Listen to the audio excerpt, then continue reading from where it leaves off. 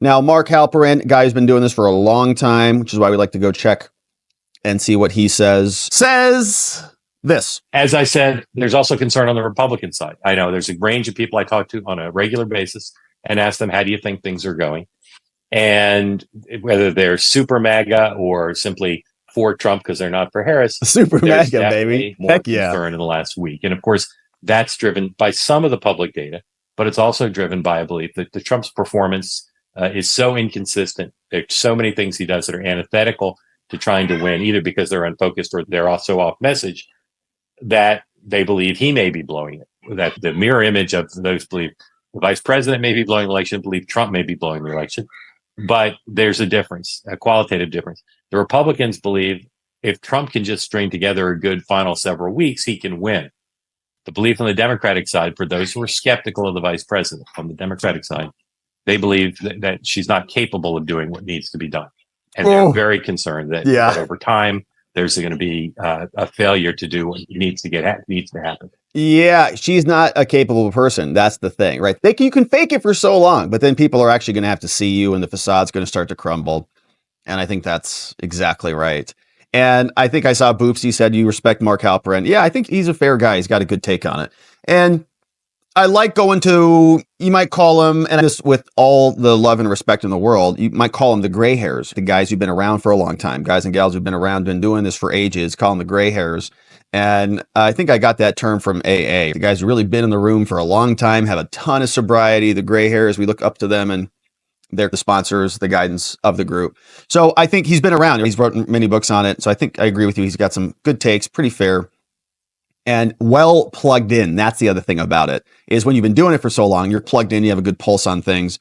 And this fits the pattern of everything else that we've seen, right? Kamala's approval ratings were like 20% for years until all of a sudden. Why? Because people knew, because there wasn't about $1.5 billion of fake sugar facade shoved down everybody's throat to give them that sugar high. Now all that's coming back down. Everybody's realizing this thing isn't all that it's cooked up to be. And it's so pathetic that Kamala can't even go and attend the Catholic dinner that everybody goes to. This is Cardinal Dolan's reaction. There's usually an Al Smith dinner. Remember, that was the one where Trump and Hillary went to? And Trump was mocking her about pardon me. He said, Hillary bumped into me. And then she turned to me and said, pardon me. You remember that? And Hillary was like right in the middle of the email scandal. It was such a good line. It was brilliant. I'm pretty sure that was the same Al Smith dinner. It was really good. But now Kamala can't show up to it because she's not a real person. If you put her in a social setting, it's really awkward. She doesn't know what to say or how to talk. She goes up and she starts calling people the vice president and they're not the vice president. So she's just bad at it. And so he gets asked about this. He's, she's not showing up. This is strange. Has this ever happened before? We're disappointed. We were looking forward to giving the vice president an enthusiastic welcome. And we were confident that she would find this. She speaks very much about the high ideals and how it's good to get away from division and come together in unity and all. That's what the Al Smith dinner is all about. We haven't given up yet. We're not used to this. We don't know how to handle it. This hasn't happened in 40 years. Yeah. Since Walter Mondale turned down. What happened to Walter Mondale when he didn't show up? He's not the president. Remember, he lost 49 out of 50 states. That's what happened. Say there's a direct connection there. But so we're not used to this, and we're not giving up. Who's been a help to us, Lauren, is Senator Schumer and Governor Hochul. They both are working hard to see that they convince her to come. So there's still a chance. Yeah, and Senator Schumer said to me, he said, I don't think she made the decision. I think her schedulers are saying she can't make it. So we're not giving up. We hope she's here. We'll see if she snubs the Catholics and how that feels. But that's going to be interesting. Yeah, there's the one with Hillary. Remember that one? And the pardon me, Trump pardon me. It was great. Great line. So we'll see if Kamala shows up. No one's holding their breath for that because she's so awkward and it's strange when she does appear. But one person who does appear is Trump.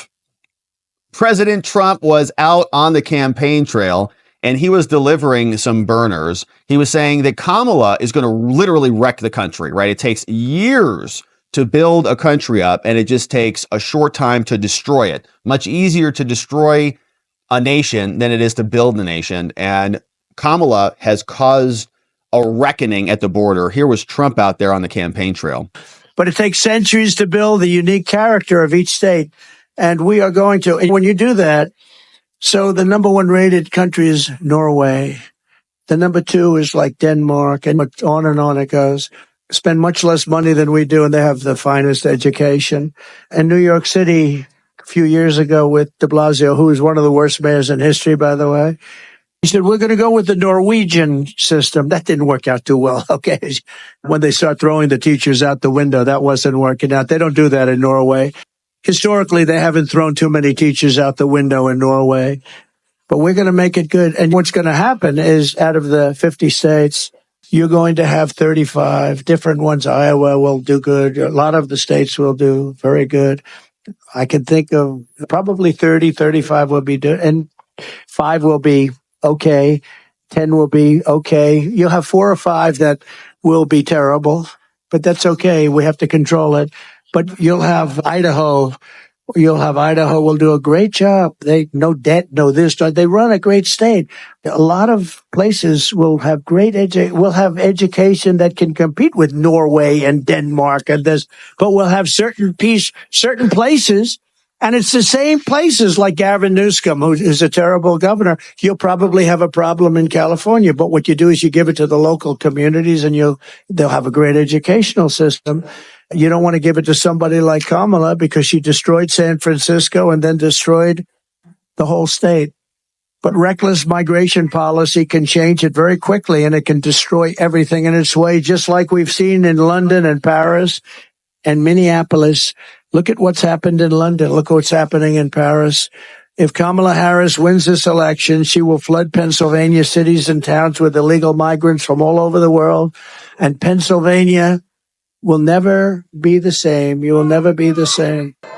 She's already has a strong record of doing that, and it is not going to stop. They're just shifting their position because it's an election season. Now, Trump was also fired up about John Deere in particular, and a bigger trend, which is outsourcing American manufacturing to low-cost manufacturing countries, and in some cases where they use slave labor or stuff that is close to slave labor in places like China and elsewhere. And then they ship their stuff back to the United States, and they sell us crap while they're basically hollowing out America. And we've had enough of it. We've had enough of the globalism, the globalization of everything.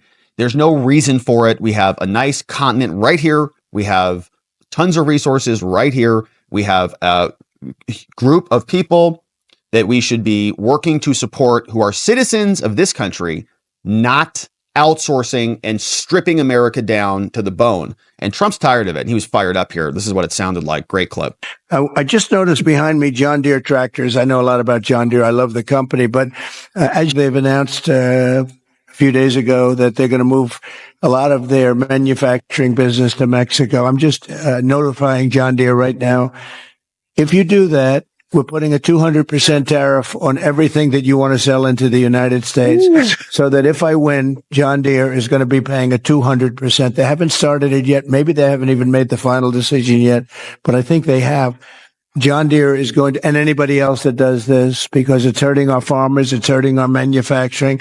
And if you do that, you're going to have a 200% tariff put on the product that you make in Mexico, right across the border. They think they're going to make product cheaper in Mexico and then sell it in for the same prices they did before, make a lot of money by getting rid of our labor and our jobs, and really a great name, because John Deere is a great name. I buy a lot of John Deere, tremendous. I'm one of their big customers. I buy a lot of John Deere product as a private person.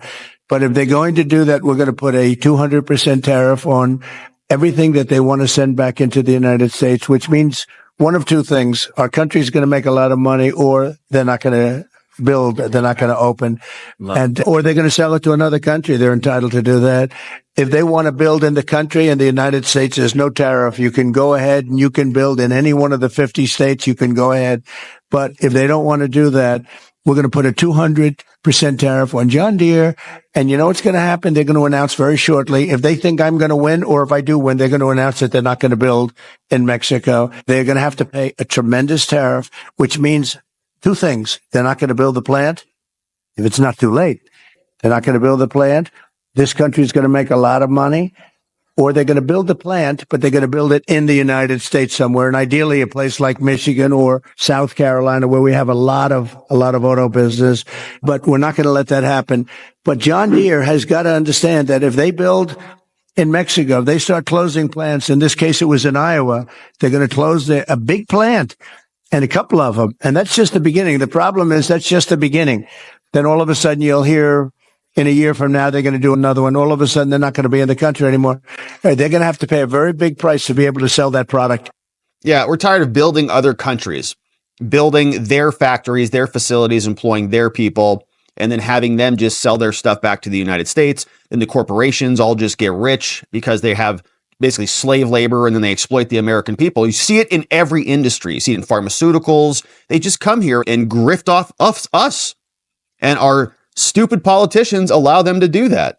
And so Trump is saying enough already. And I couldn't be happier to hear him say that. And we are tired of it. So that's great news.